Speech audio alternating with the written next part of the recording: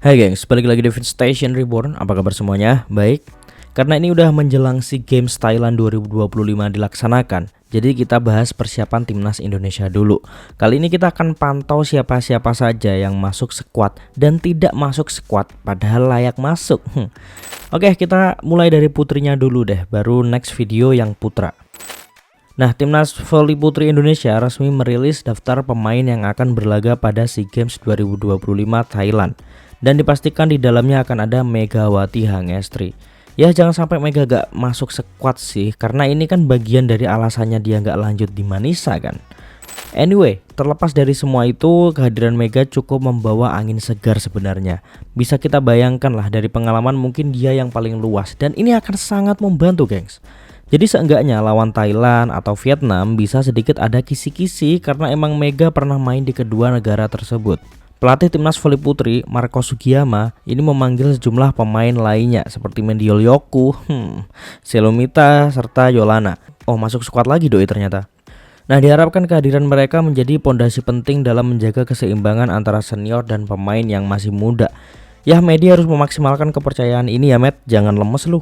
Dan ini adalah nama-nama yang akan dibawa Bang Marco Sugiyama. Yang pertama ada Megawati Hangestri. Yang kedua Mendiol Yoku, 3 Yolana Beta Pangestika, 4 Ajeng Nurcahaya, 5 Ersandrina De Vega, 6 Pascalina Mahuze, 7 Naisha Pratama Putri, 8 Shelomita Afrilauza Wongkar, 9 Sulastri Rahma Aulia, 10 Indah Guretno, 11 Giovanni Eka, 12 Chelsea Belgiana, 13 Namira Maradanti, 14 Rika Dwi Ratri. Jadi emang udah kelihatan bahwa ini akan memotong generasi, guys. Tapi sayang banget untuk Mimin ya, karena nggak melihat nama Junaida Santi di sana, yang sebenarnya cukup menonjol di Piala Dunia U21. Tapi ya keputusan ada di tangan pelatih lagi-lagi, karena mungkin Junaida nggak masuk strategi tim atau yang lain. Indonesia masuk pool B ya bersama Malaysia, Myanmar dan Vietnam. Pertandingan pertama timnas putri akan dimulai di tanggal 10 ketika bertemu dengan Malaysia, dan besoknya tanggal 11 langsung bertanding lagi melawan Myanmar, disusul melawan Vietnam di hari berikutnya. Hanya akan ada 2 tim terbaik dari pool B yang berhak melaju ke semifinal. Jadi setiap pertandingan akan menjadi penentu. Setiap pertandingan itu penting. Walaupun Mimin cukup optimis ya Indonesia lolos, karena track record lawan Malaysia dan Myanmar oke sih. We will see lah. Dan tentu saja target adalah medali. Walaupun Thailand sangat mendominasi medali emas di SEA Games voli putri ya terutama, tapi Indonesia tidak pernah absen dapat medali, entah itu perak maupun perunggu, paling tidak di 7 gelaran terakhir.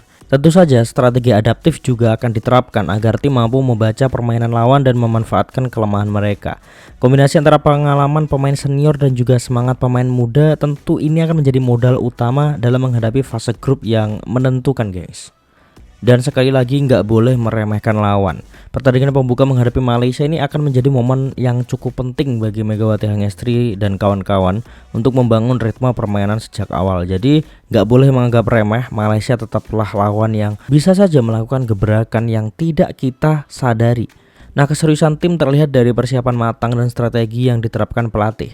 Duel melawan Malaysia bukan sekedar pertandingan biasa sekali lagi, karena rivalitas yang telah terjalin menambah motivasi pemain tentu untuk tampil maksimal. Target utama adalah meraih kemenangan di pertandingan pembuka sekaligus mengatur strategi untuk menghadapi lawan-lawan selanjutnya yang diprediksi akan jauh lebih tangguh. Laga penentuan terjadi saat Indonesia berhadapan dengan Vietnam, tentu saja. Pertandingan ini diprediksi akan berlangsung cukup sengit karena kedua tim ini memiliki kualitas yang bisa dibilang seimbang, guys, dan target medali yang cukup tinggi juga.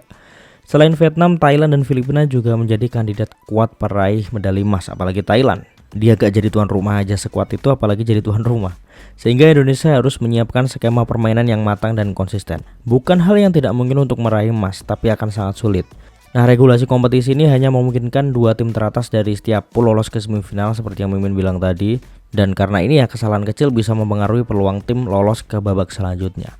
Thailand tentu menjadi unggulan utama di sektor putri voli SEA Games, di mana keunggulan mereka nggak hanya berasal dari pengalaman, tapi juga karena timnas voli putri negeri Gajah Putih ini memiliki pevoli yang bermain di kompetisi yang lebih besar lagi, termasuk VNL salah satunya.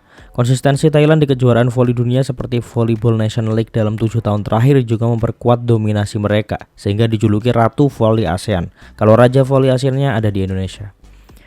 Nah, jika berhasil meraih medali emas, Indonesia akan mengakhiri pacaklik 42 tahun yang terakhir kali menorehkan prestasi emas itu pada SEA Games 1983 di Singapura. Gila, itu Mimin belum lahir tuh. Pelatih dan staf diharapkan mengatur taktik yang matang, fokus pada kekuatan pemain serta mengoptimalkan peluang untuk meraih kemenangan di setiap laga. Dan tentu penggemar serta masyarakat menaruh harapan yang cukup besar agar Megawati Hangesti Pertiwi dan kawan-kawan lainnya mampu menorehkan sejarah baru, sekaligus mengembalikan prestige voli Indonesia di kancah ASEAN lah paling enggak. Oke lah, itu dia nama-nama yang akan tampil di SEA Games Thailand. Kita videonya pendek-pendek aja. Silahkan tulis pendapat kalian di kolom komentar, and see you in the next video guys. Bye bye.